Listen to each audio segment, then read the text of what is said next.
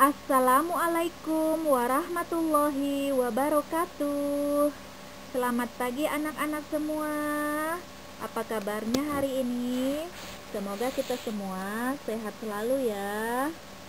Anak-anak sekalian, tidak terasa sekarang kita sudah mulai memasuki tema 8. Materi IPA kita kali ini adalah tentang manfaat air bagi manusia, hewan dan tumbuhan, dan siklus air.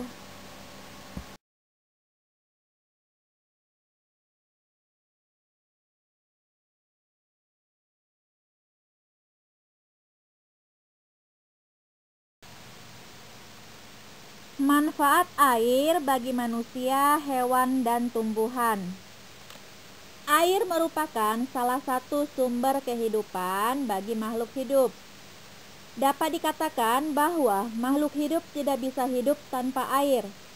Air memiliki banyak manfaat, bukan hanya untuk manusia, tetapi untuk semua makhluk hidup seperti tumbuhan dan hewan. Apa sajakah manfaat air bagi manusia? 1. Untuk keperluan rumah tangga, misalnya untuk minum, masak, mandi, mencuci, mengepel lantai, dan sebagainya. 2. Untuk keperluan industri, misalnya sebagai bahan baku minuman kemasan, untuk pembangkit tenaga listrik yang sangat dibutuhkan oleh sektor industri. Yang ketiga, untuk keperluan pertanian dan peternakan. Para petani sangat membutuhkan air dalam jumlah yang banyak untuk mengairi sawah dan lahan pertaniannya. Para peternak juga sangat membutuhkan air untuk memelihara ternak mereka. Yang keempat, untuk keperluan rekreasi dan olahraga, misalnya renang, selancar, dayung, dan arung jeram. Yang kelima, untuk keperluan transportasi, misalnya dalam pelayaran sangat membutuhkan air sebagai sarana transportasi. Demikian juga di beberapa daerah, air sungai dimanfaatkan sebagai sarana transportasi penduduk setempat.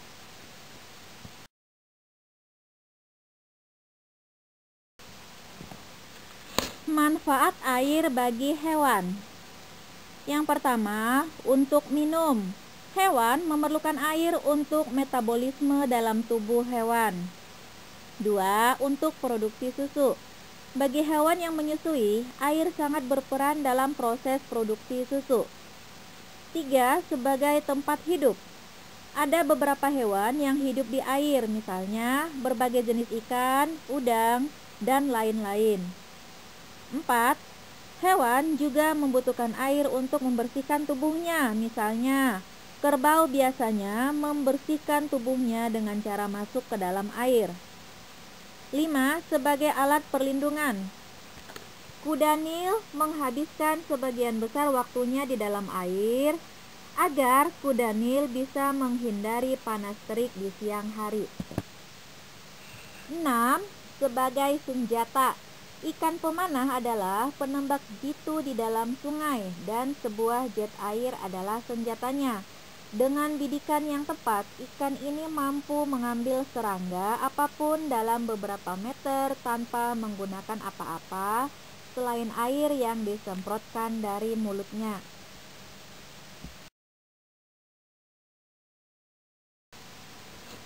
Manfaat air bagi tumbuhan. 1. Sebagai tempat hidup. Ada beberapa jenis tumbuhan yang hidup di air, misalnya eceng gondok, teratai, dan pandan air. 2. Menjadi pelarut bagi zat hara yang diperlukan tumbuhan. Zat hara yang ada di dalam tumbuhan dilarutkan oleh air dan diedarkan ke seluruh bagian tumbuhan. 3. Menjadi alat transportasi untuk memindahkan zat hara.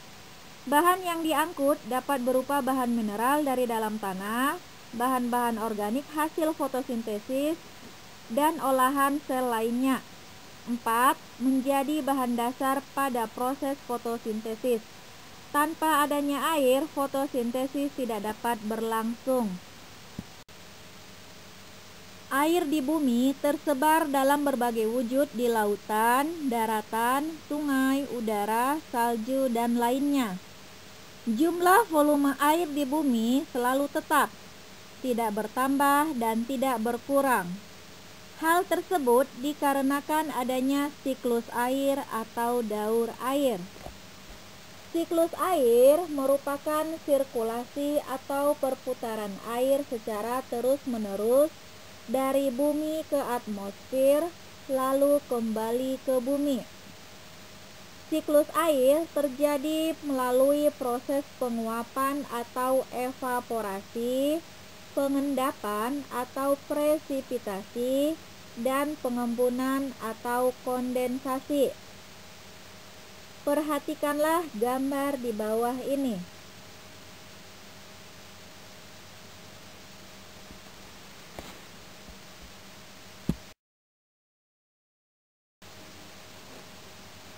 Air di laut, sungai, dan danau menguap akibat panas dari sinar matahari.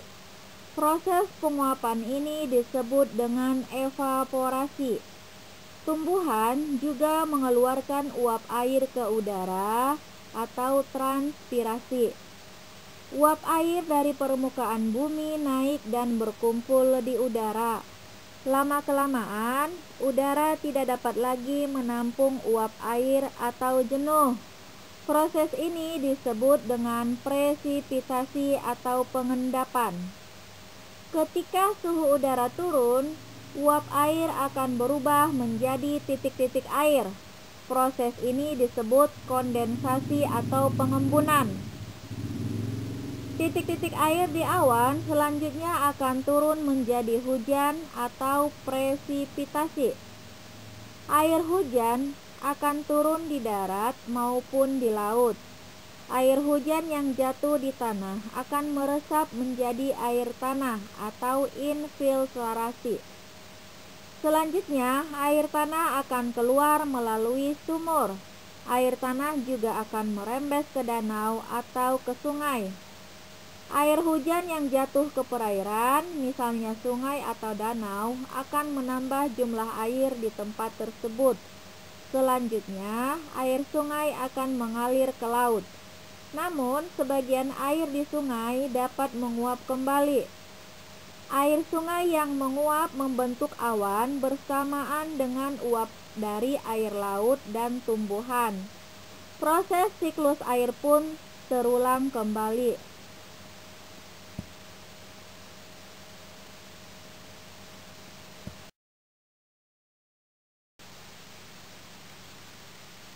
Siklus air dapat terganggu dengan adanya kegiatan manusia.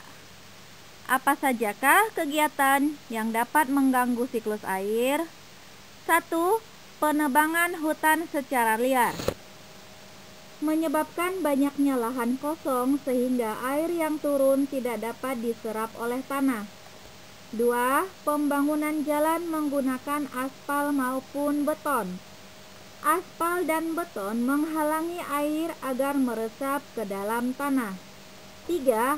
Pembakaran hutan bisa menyebabkan kerusakan struktur tanah menjadi tandus. 4.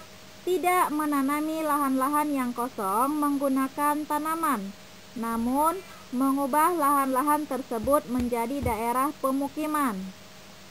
5. Berkurangnya daerah resapan air di daerah perkotaan sehingga akan mengakibatkan sungai, danau, serta daerah penampungan air menjadi kering. Jika kering, maka menyebabkan proses penguapan menurun dan juga berkurangnya pengendapan titik-titik air di awan. Dengan begitu, jumlah hujan pun akan menurun.